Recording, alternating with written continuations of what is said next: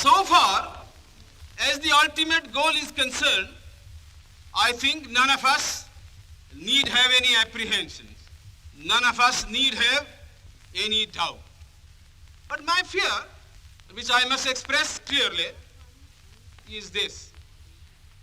Our difficulty, as I said, is not about the ultimate future. Our difficulty is how to make the heterogeneous mass that we have today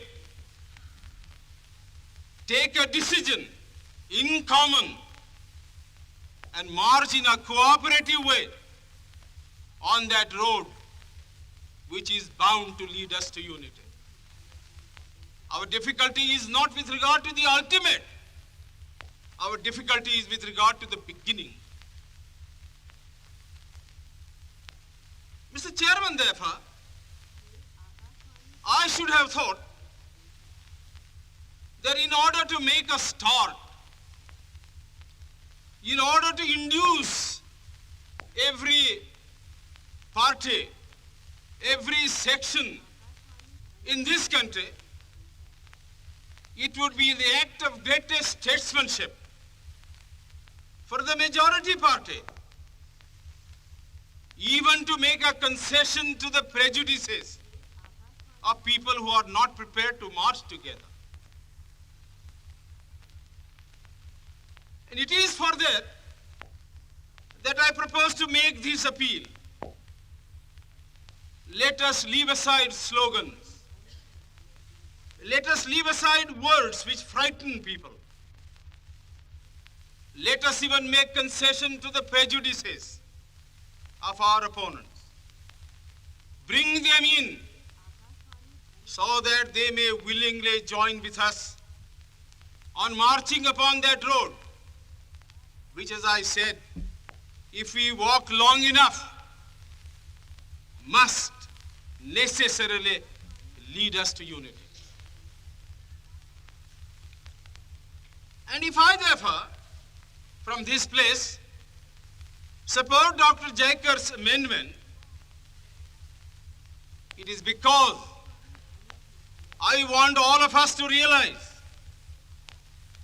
that whether we are right or wrong, whether the position that we take is consonance with our legal rights, whether that accords with the statement of May 16th or December 16th, leave all that aside.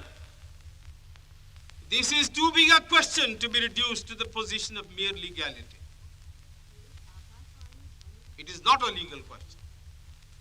I say leave aside all these considerations and make some attempt whereby those who are not prepared to come will come.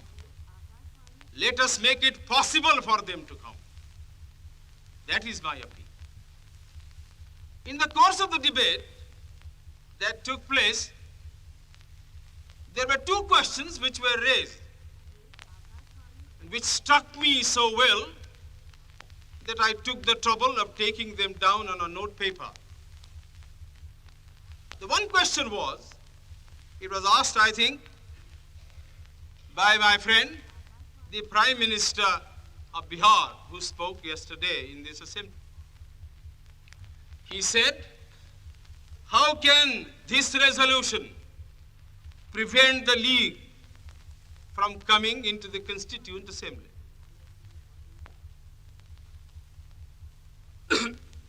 Today, my friend Dr. Shyam Prasad Mukherjee asked another question. Is this resolution inconsistent with the Cabinet Mission's proposal?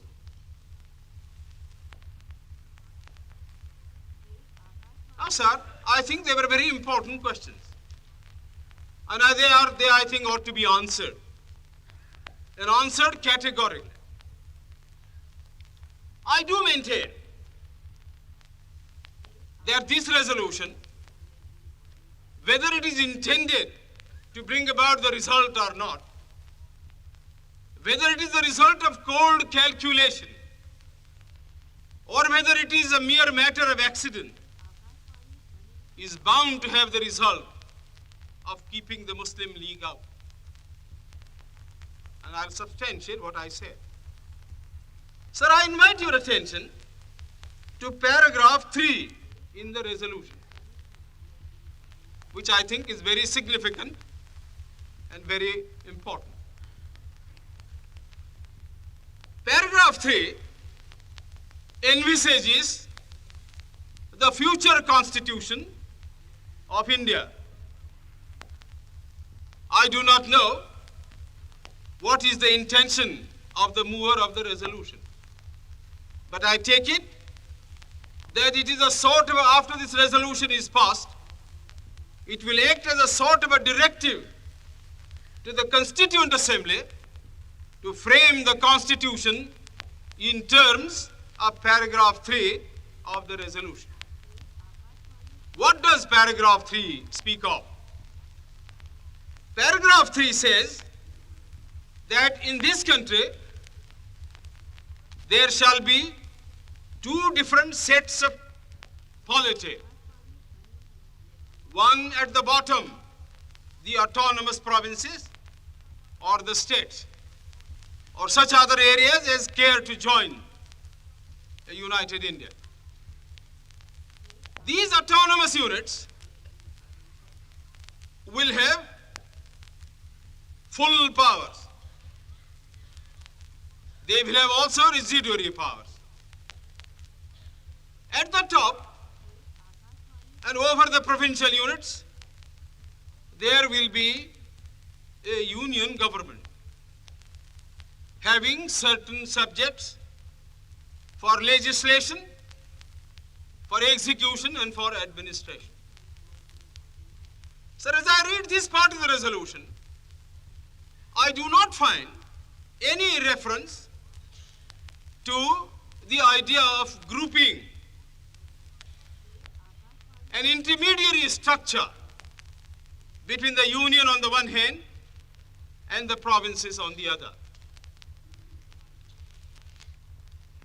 Now, reading this paragraph in the light of the cabinet mission's statement, or reading it even in the light of the resolution passed by the Congress at its Vardha session, I must confess that I am a great deal surprised at the absence of any reference to the idea of the grouping of the provinces. So far as I am personally concerned, I do not like the idea of grouping. I like a strong, united center. Much stronger than the center we had created under the Government of India Act of 1935. But sir, these opinions, these wishes have no bearing on the situation at all. We have traveled a long road. The Congress party, for the reasons best known to itself, consented, if I may use the expression, to the dismantling of a strong center which had grown into this country as a result of 150 years of administration, and which I must say was to me a matter of great admiration and respect. But having given up that position, having said that we do not want a strong center, and having accepted that there must be or should be an intermediate polity, a sub-federation between the union government and the provinces, I like to know why there is no reference in paragraph 3 to the idea of grouping. I quite understand that the Congress party, the Muslim League, and His Majesty's government is not ad idem on the interpretation of that particular idea about grouping. But I always thought, and I will be prepared to stand corrected if it's shown that I am wrong, that at least it was agreed by the Congress party that if the provinces who are to be within the different groups consent to form a union or a sub-federation, the Congress would have no objection to that proposal. I believe I am correct in interpreting the mind of the Congress party. So the question that I ask is this: why did not the mover of this resolution make reference to the idea of having a union of the provinces or a group of provinces on the terms on which he and his party was prepared to accept? Why is the idea of union completely effaced from this resolution? I find no answer.